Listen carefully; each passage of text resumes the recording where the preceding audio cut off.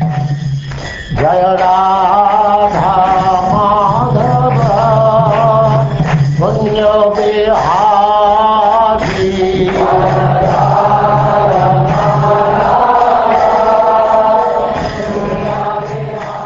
And now Chapter 12.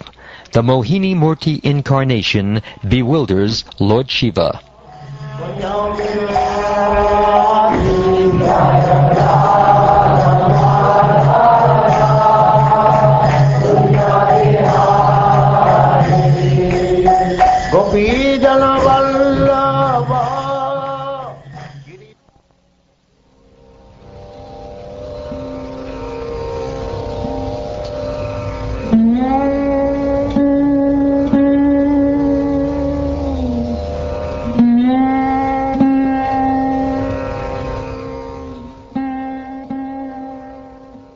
Shukdev Goswami said, "The Supreme Personality of Godhead, Hari, in the form of a woman, captivated the demons and enabled the demigods to drink the nectar. After hearing of these pastimes, Lord Shiva, who is carried by a bull, went to the place where Madhusudana, the Lord, resides.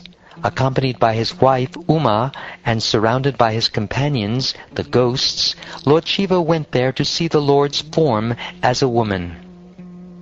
The Supreme Personality of Godhead welcomed Lord Shiva and Uma with great respect, and after being seated comfortably, Lord Shiva duly worshipped the Lord and smilingly spoke as follows.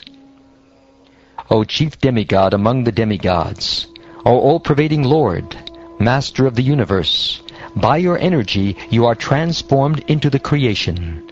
You are the root and efficient cause of everything. You are not material. Indeed, you are the supersoul or supreme living force of everything. Therefore, you are Parameshvara, the supreme controller of all controllers. The manifest, the unmanifest, false ego, and the beginning, maintenance, and annihilation of this cosmic manifestation all come from you, the Supreme Personality of Godhead. But because you are the Absolute Truth, the Supreme Absolute Spirit Soul, the Supreme Brahman, such changes as birth, death, and sustenance do not exist in you. Pure devotees or great saintly persons who desire to achieve the highest goal in life and who are completely free from all material desires for sense gratification engage constantly in the transcendental service of your lotus feet. My Lord, you are the Supreme Brahman, complete in everything. Being completely spiritual, you are eternal, free from the material modes of nature, and full of transcendental bliss. Indeed, for you there is no question of lamentation. Since you are the supreme cause, the cause of all causes, nothing can exist without you. Yet we are different from you in a relationship of cause and effect, for in one sense the cause and effect are different. You are the original cause of creation, manifestation, and annihilation, and you bestow benedictions upon all living entities. Everyone depends upon you for the results of his activities, but you are always independent. My dear Lord, your Lordship alone is the cause and the effect. Therefore, although you appear to be two, you are the absolute one. As there is no difference between the gold of a golden ornament and the gold in a mine, there is no difference between cause and effect. Both of them are the same. Only because of ignorance do people concoct differences and dualities. You are free from material contamination, and since the entire cosmos is caused by you and cannot exist without you, it is an effect of your transcendental qualities. Thus the conception that Brahman is true and the world false cannot be maintained. Those who are known as the impersonalist Vedantists regard you as the impersonal Brahman. Others, known as the Mimamsaka philosophers, regard you as religion. The Sankhya philosophers regard you as the transcendental person who is beyond Prakriti and Purusha, and who is the controller of even the demigods. The followers of the codes of devotional service, known as the Pancharatras, regard you as being endowed with 9 different potencies. And the Patanjala philosophers, the followers of Patanjali Muni, regard you as the supreme independent personality of Godhead who has no equal or superior. O my Lord, I, who am considered to be the best of the demigods, and Lord Brahma and the great rishis, headed by Marichi, are born of the mode of goodness. Nonetheless, we are bewildered by your illusory energy and cannot understand what this creation is. Aside from us, what is to be said of others, like the demons and human beings, who are in the base modes of material nature, Rajoguna and Tamoguna? How will they know you? My Lord, you are the supreme knowledge personified. You know everything about this creation, and its beginning, maintenance, and annihilation. And you know all the endeavors made by the living entities, by which they are either implicated in this material world or liberated from it. As the air enters the vast sky and also enters the bodies of all moving and non-moving entities, you are present everywhere, and therefore you are the knower of all. My Lord, I have seen all kinds of incarnations you have exhibited by your transcendental qualities, and now that you have appeared as a beautiful young woman, I wish to see that form of your lordship.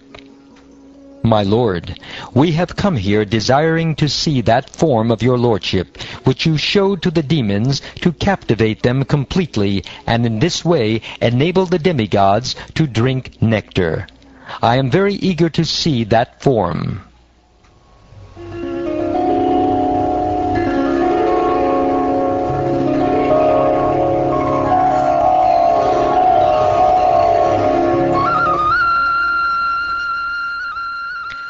When Lord Vishnu was thus requested by Lord Shiva, who carries a trident in his hand, he smiled with gravity and replied to Lord Shiva as follows.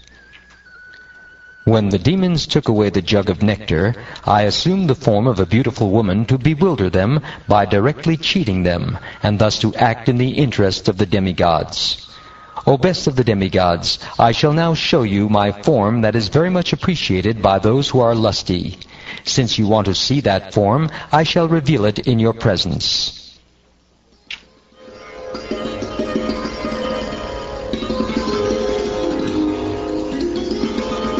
After speaking in this way, the Supreme Personality of Godhead, Vishnu, immediately disappeared, and Lord Shiva remained there with Uma, looking for him all around with moving eyes.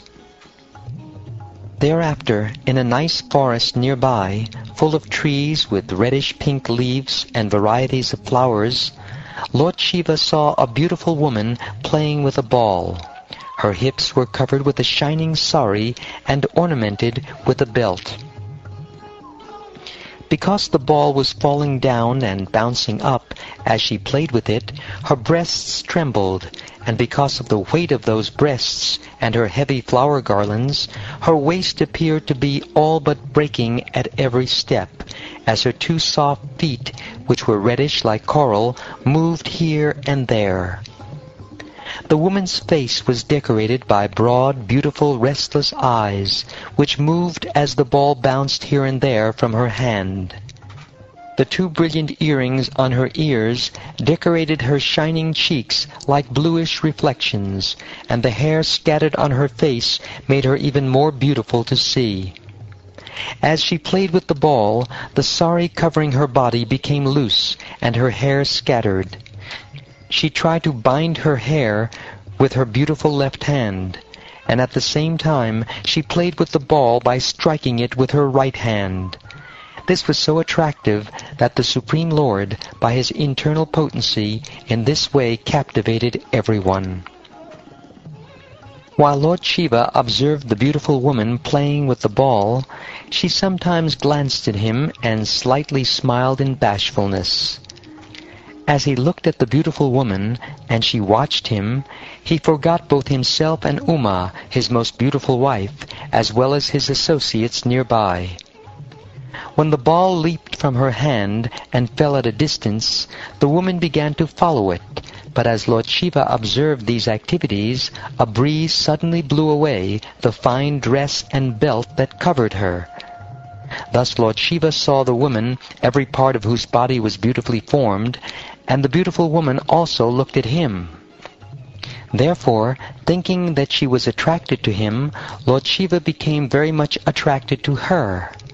Lord Shiva, his good sense taken away by the woman because of lusty desires to enjoy with her, became so mad for her that even in the presence of Bhavani he did not hesitate to approach her.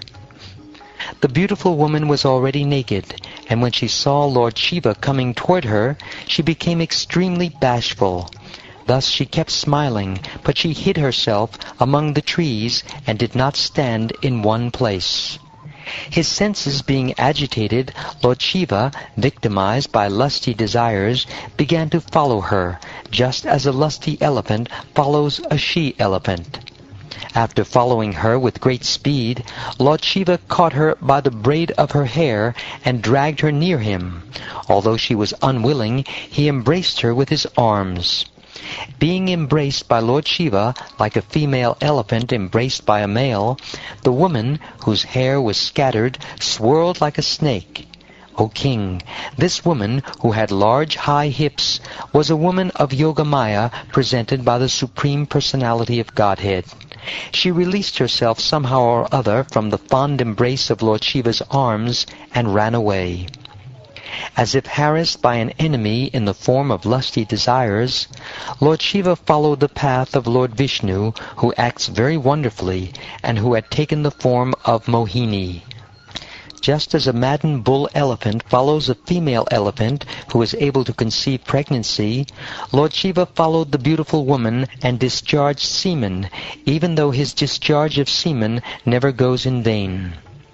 O king, wheresoever on the surface of the globe fell the semen of the great personality of Lord Shiva, mines of gold and silver later appeared. Following Mohini, Lord Shiva went everywhere, near the shores of the rivers and lakes, near the mountains, near the forests, near the gardens, and wherever there lived great sages. O Maharaj Pariksit, best of kings, when Lord Shiva had fully discharged semen, he could see how he himself had been victimized by the illusion created by the Supreme Personality of Godhead. Thus he restrained himself from any further maya. Thus Lord Shiva could understand his position and that of the Supreme Personality of Godhead, who has unlimited potencies.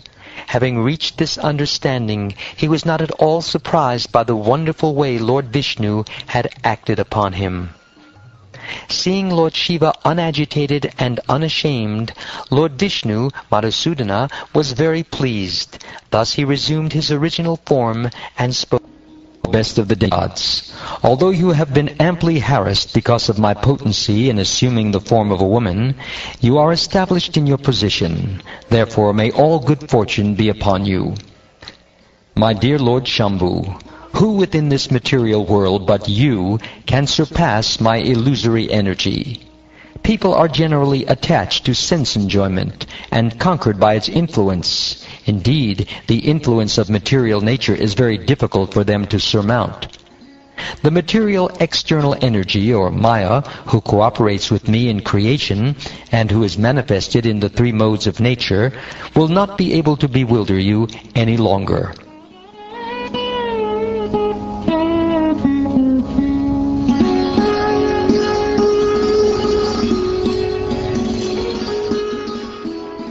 O king, having thus been praised by the Supreme Personality, who bears the mark of Srivatsa on his chest, Lord Shiva circumambulated him. Then, after taking permission from him, Lord Shiva returned to his abode, Kailas, along with his associates. O descendant of Bharat Maharaj, Lord Shiva, in jubilation, then addressed his wife, Bhavani, who is accepted by all authorities as the potency of Lord Vishnu. Lord Shiva said, "O Goddess, you have now seen the illusory energy of the Supreme Personality of Godhead, who is the unborn master of everyone. Although I am one of the principal expansions of his lordship, even I was illusioned by his energy. What then is to be said of others who are fully dependent on Maya? When I finished performing mystic yoga for 1,000 years, you asked me upon whom I was meditating. Now, here is that Supreme Person to whom time has no entrance, and who the Vedas cannot understand."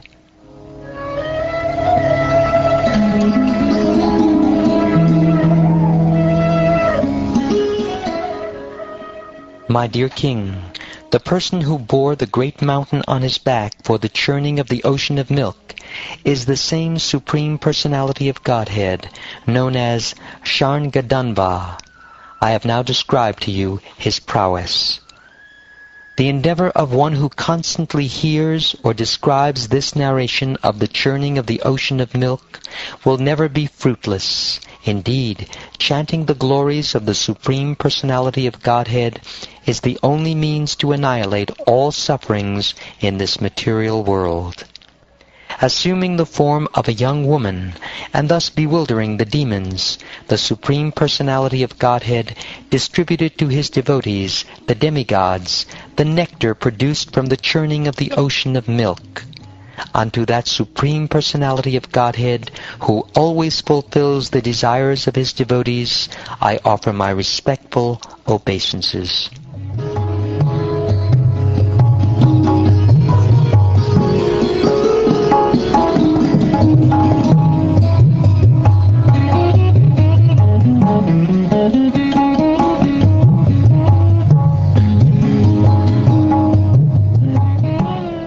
Thus ends the 12th chapter of the 8th canto of the Srimad Bhagavatam, entitled, "The Mohini-murti Incarnation Bewilders Lord Shiva."